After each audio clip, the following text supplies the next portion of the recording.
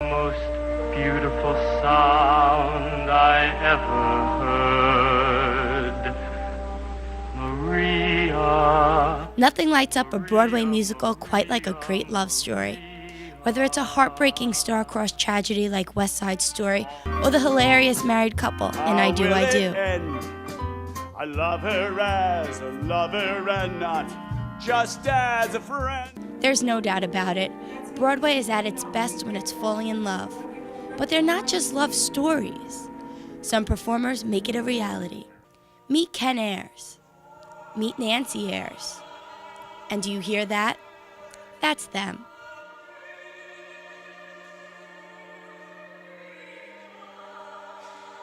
They've been married for almost 60 years, a love that was fostered under the bright lights of Broadway. We were in the show Kismet together, and she heard my glorious voice. Well, the voice, number one. The laugh I loved, because he wasn't bad looking either. Much better looking than Marlon Brando in the day.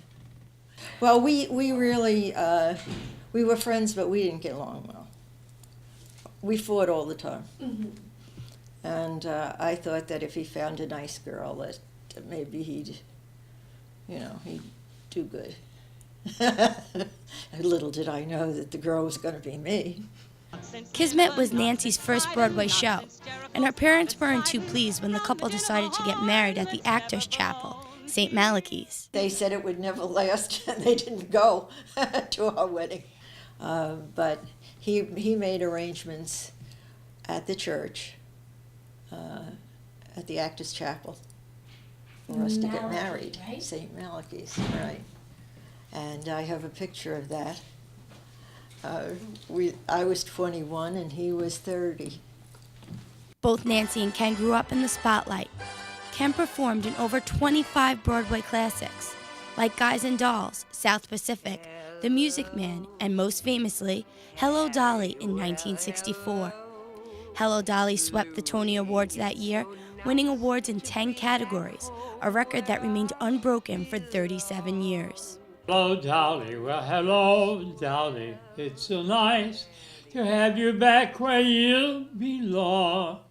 Nancy was Juilliard trained and belongs to the select group of coloratura sopranos, meaning she can hit high Cs, not like the rest of us.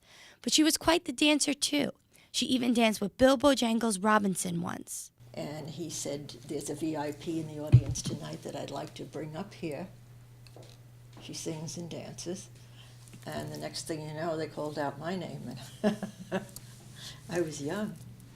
And of course, Shirley Temple was the big girl at the time. And they got me up and he had me doing the dance that he did with her. It was cute.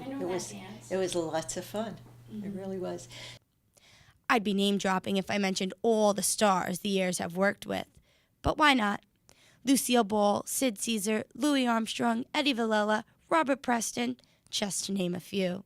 The Ayers say now Broadway is different, and they don't enjoy it that much. They didn't even like Wicked. We had shows closed that were better. And I said to the people, I said, will you excuse us, please? We can't stand this. We left, It was terrible. When the Ayers decided to retire from the big lights of Broadway, they started to work within the choir of Queens churches. They even served as musical directors to countless parishes. We did a lot of church work. You name it. Every big masses, everything. Today the couple isn't singing as much as they used to. But on this date, I'll remember I got them both to sing for me. The summer's gone and all the roses falling. Broadway led them to each other, and it's something they'll always remember. It was fun, but that was the most glorious part of my life. It was doing Broadway shows because the people were talented, beautiful voices, and very, very experiencing, condition, and I enjoyed it. For Currents, I'm Michelle Powers.